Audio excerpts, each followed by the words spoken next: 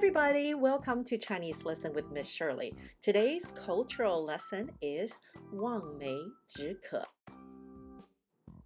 At the end of the Eastern Han Dynasty, Cao Cao, a Chinese warlord and a strategist, led the best troop to attack their war enemy, Zhang Shou.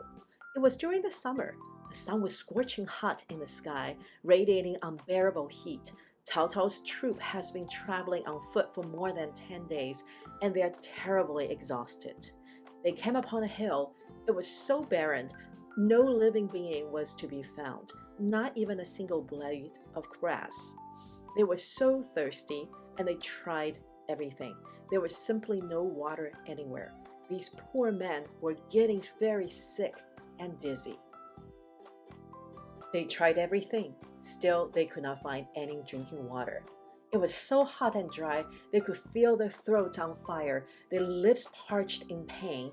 They lost some men to severe heat stroke, and the rest of them, even the strongest soldiers, started to feel weak and hopeless. Their leader Cao Cao saw this. He was very concerned. Alone, he rode his horse to the next hill, a taller hill. He was hoping by getting a higher vantage point, he could see further and find a water source for his men. But all he saw was endless dry land. He looked back at his men. They were staggering around, barely able to move. Cao Cao was one of the brightest strategists ever lived. He took some time to ponder. He knew if he didn't come up with something, they were sure to lose the war. More importantly, more men would be lost. He knew their only hope was to get out of this terrible place. He needed to find a way to keep them motivated. He thought about it and came up with an idea. He decided to take out the commanding flag and wave it to his men.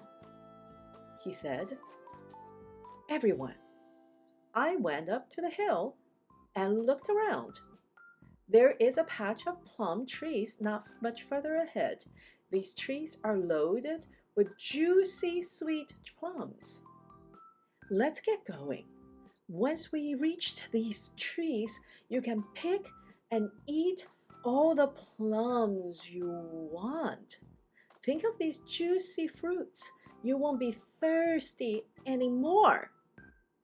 These soldiers heard this. They started to imagine these juicy sweet plums. Through their imagination, it's as if they are already tasting the deliciousness. Some of them even started drooling. With this motivation, the remaining troops started marching again. Guess what? They found water not much further ahead, and the problem was solved. Cao Cao used imagination to help the soldiers find motivation and kept going. You see, when you meet obstacles, it is easy to lose hope. When you feel this way, it is important to pause and find the right motivation to give yourself the courage to keep going with a prize in mind. That is how you overcome challenges and get past what seems to be an impossible obstacle. This is the story of 望梅止渴. If you like today's story, don't forget to hit like and subscribe to the channel. I will see you the next time. Chinese Lesson with Miss Shirley.